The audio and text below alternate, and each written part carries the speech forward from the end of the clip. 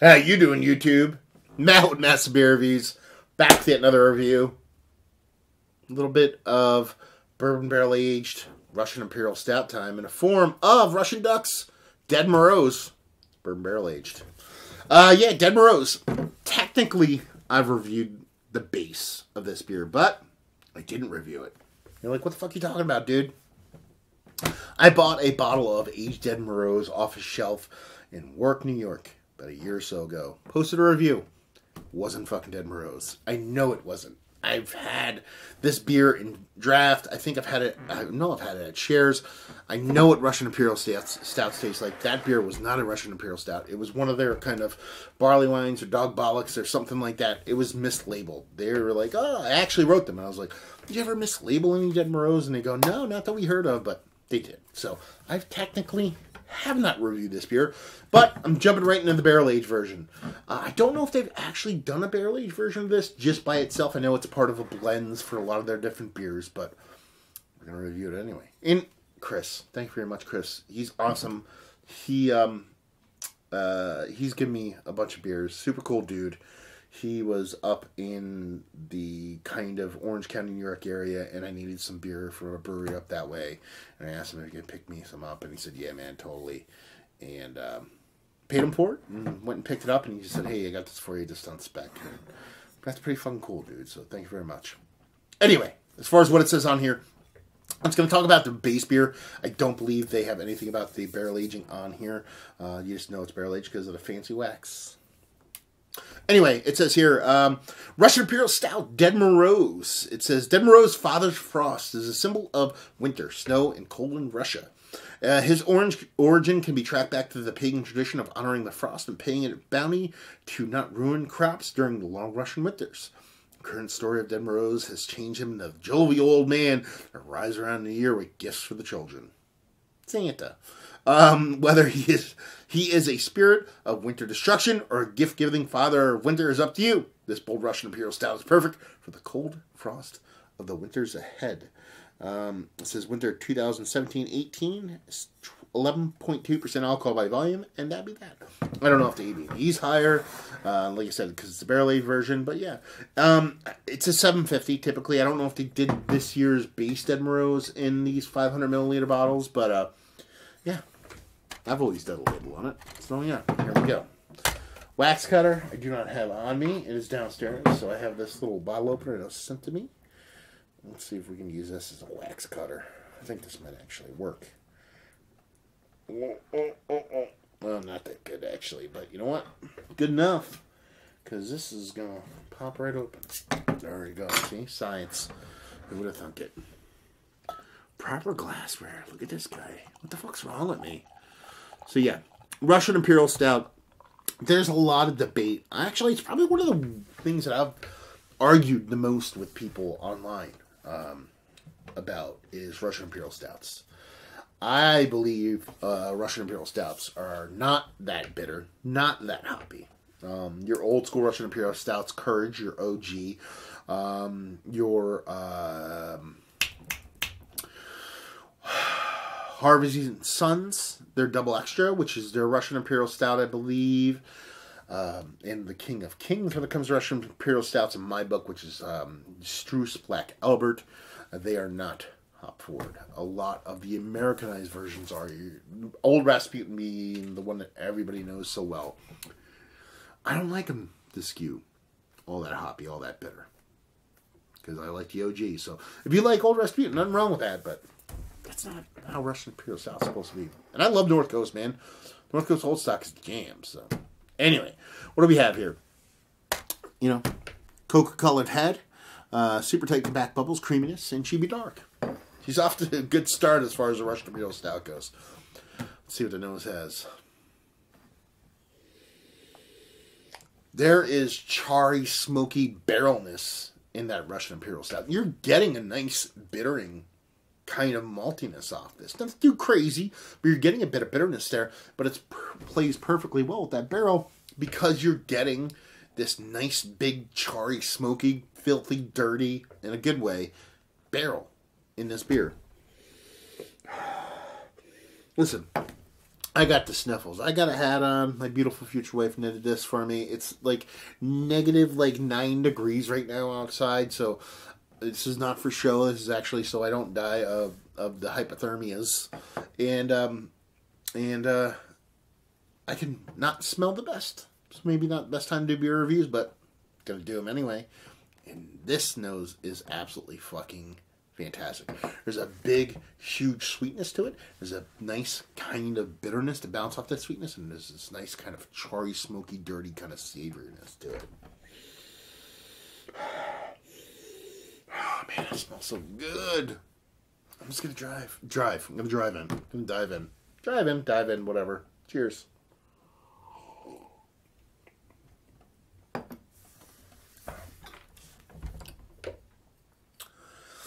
I'll tell you what, man.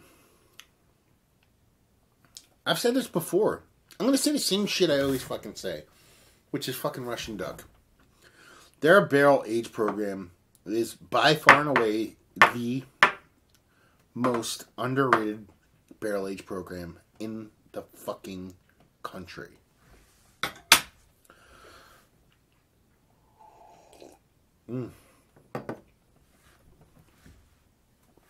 Beautiful mouthfeel. Nice density to it. Not the thickest beer I've ever seen in my life, but it's definitely not thin. The barrel character in this is absolutely fucking amazing. You're getting a nice drying kind of wood.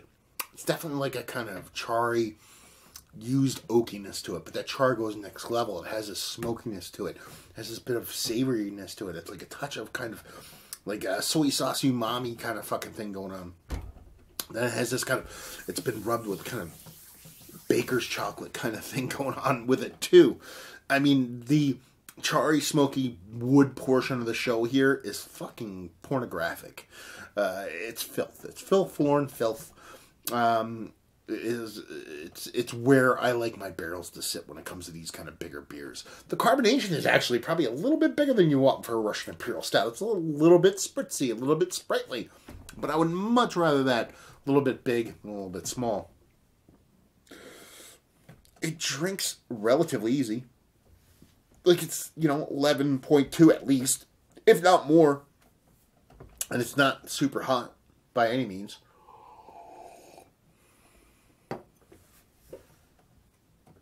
It's got to be a bourbon barrel. I kept saying bourbon barrel. I actually don't know. I just know it's a barrel-aged version. I just assumed it was a bourbon barrel, but tasting it now, it's got to be a bourbon barrel. You get a nice whiskey vibes off it, combined with a kind of dark, rich kind of cherryness from it. That's your bourbon there. If this was going to be base whiskey, I don't think you'd get a lot of those darker cherry notes off of it. You know what? I could be wrong. Because some non-barrel aged version of Russian Imperial Stouts can give me a lot of cherry notes from it, so that could be coming from it. But I'd bet my left testy that it's fucking bourbon barrel. Let's see. And that's it. Like I said, that's it. That's it. That's all that's involved in it. That's it. That's all you fucking need, man. I mean, this is a fucking tasty as hell Russian Imperial Stout. Is it a Russian Imperial Stout? That would probably be the biggest kind of kicker for it. I just think it's a really nice stout. It does have a bitterness to it that a lot of people would associate with kind of American-born Russian Imperial Stouts, but it's not giving me like this big kind of, unless that red cherry thing is coming from the malt and stuff like that, from the base beer. But I mean, here I'm just trying to pick at fucking strings to try to unravel any portion of the show, which doesn't make sense, but this beer makes total sense. So it's all for naught. Big, nice, delicious beer. Still tastes like beer, married with a big, robust, smoky, charry, savory, while at the same time kind of sweet kind of barrel. And the spirit just adds the kicker to the bunch.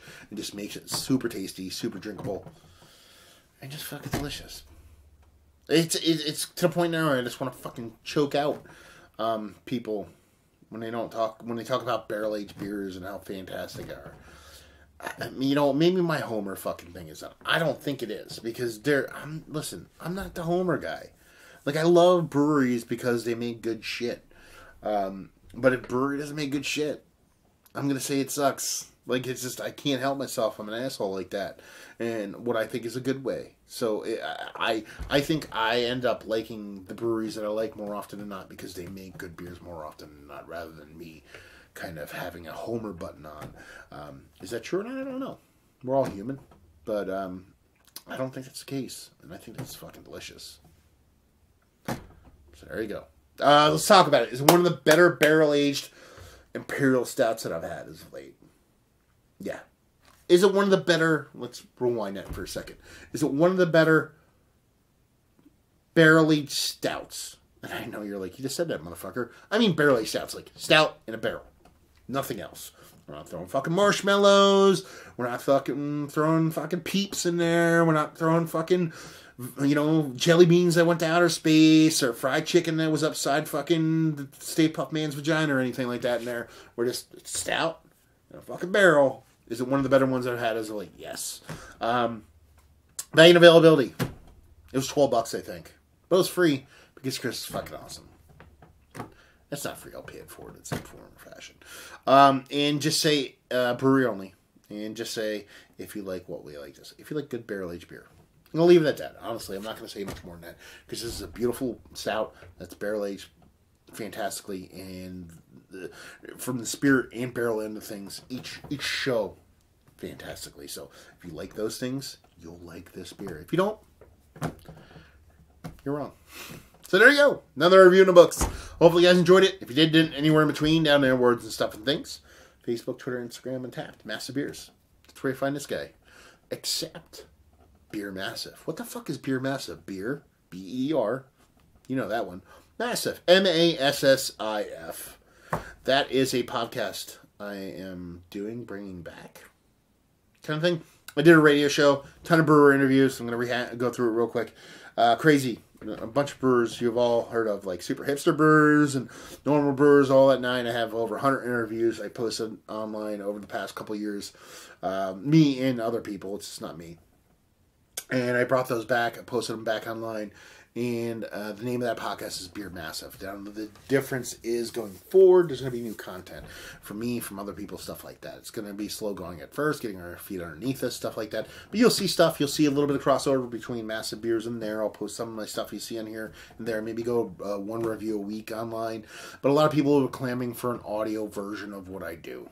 I actually get a decent amount of people asking for it, so, I'll plunk down to $15 a month and do it. So, yeah. Go check that out. Beer Massive. iTunes, Stitcher, all that kind of Google, radio, all that stuff. Go on there. Check it out. 5 stars. Rank that shit, because if they rank that shit and shit moves up, more people listen, and I make so much money, it's just, like that and stuff. So, go check that out. But, yeah. Enough plugs aside. Hopefully you guys enjoyed our review. Hopefully enjoying a nice barrel-aged Russian Imperial Stout right now. And hope we'll see you next time. Cheers.